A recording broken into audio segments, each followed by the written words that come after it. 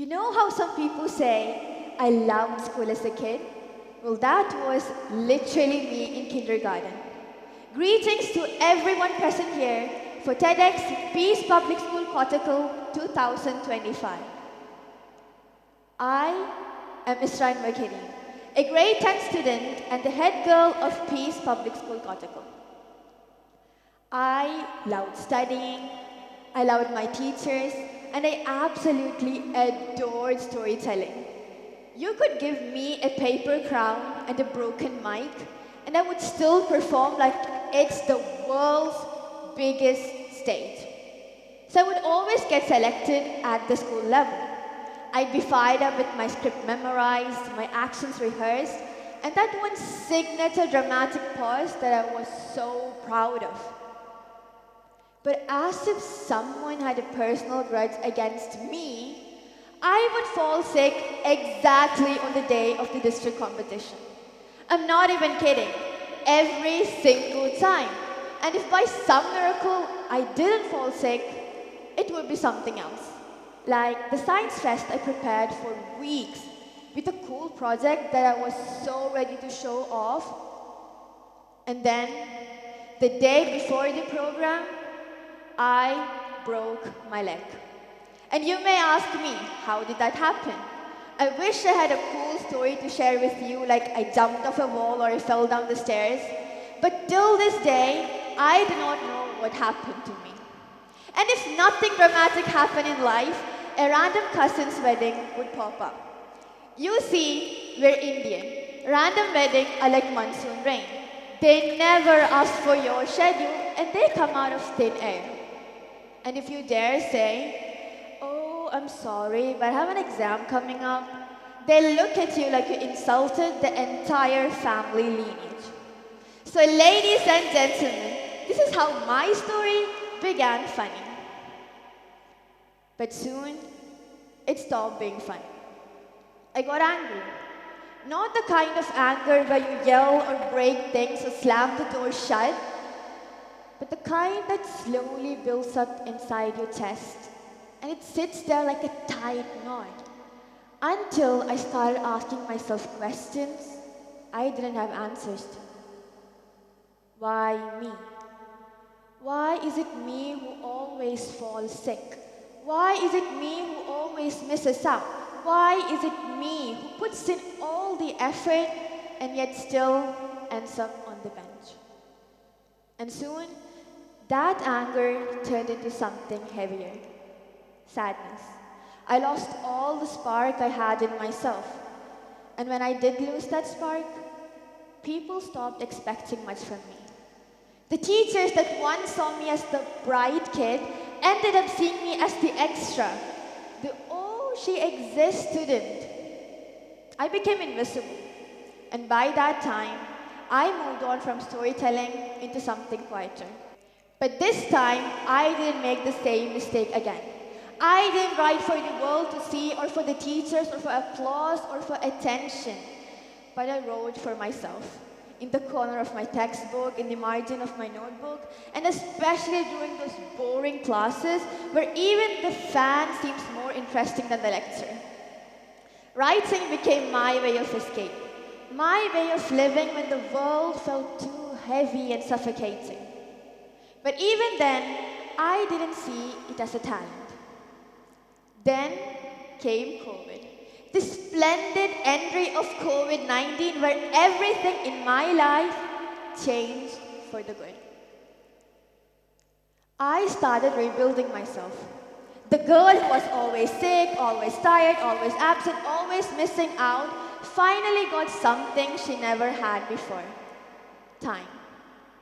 I got time to heal, time to breathe, and time to become the better version of myself.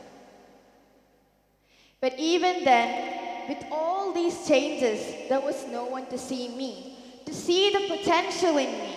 And that was until 7th grade. When all the schools reopened, I was the happiest kid alive out there. Because the building that I entered into was the same, but the girl who entered was completely different.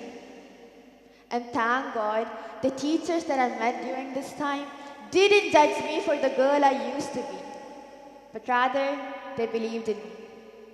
And the friends that I met along the way, they gave me some very weird nicknames, and they laughed at me till my stomach hurt, and they cried with me during my lowest times.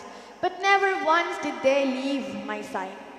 And my family, they loved me even when I hated myself. They supported me even when my dream didn't feel practical enough. Even when it meant failing and falling and starting over, never did they leave my side.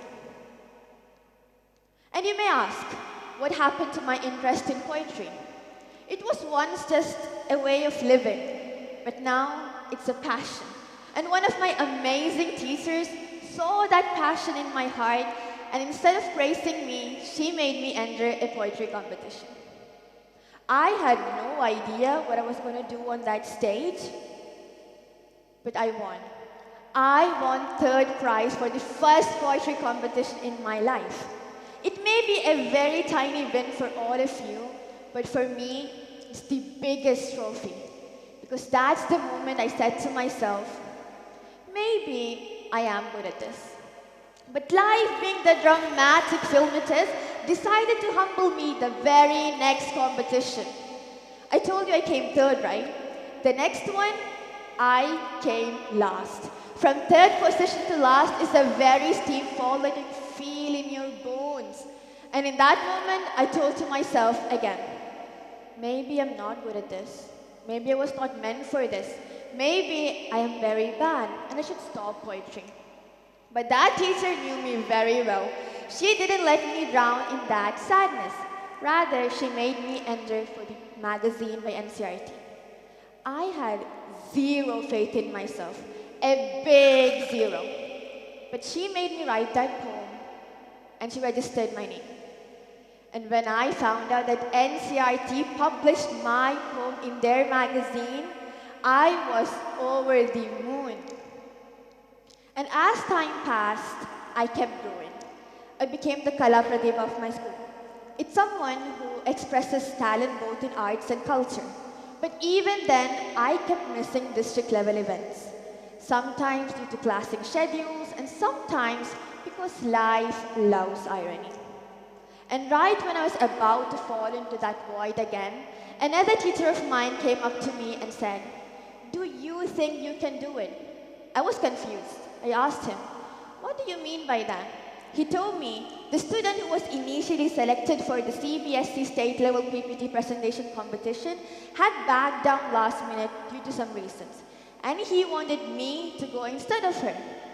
I got just 1 day of preparation. 1 day. And within that 1 day, he gave me the courage to believe in myself. So I got on that stage and I said to myself, I will not fail my teacher and I will not fail myself. So I was standing there, shaking, scared, but standing. And guess what? The girl who always missed her chance finally won. And in that moment, I realized something. Maybe I was never unlucky. Maybe I was waiting for the right stage. The stage that was meant for me to shine brighter than a diamond. So this is for all of you who say that luck favors the best.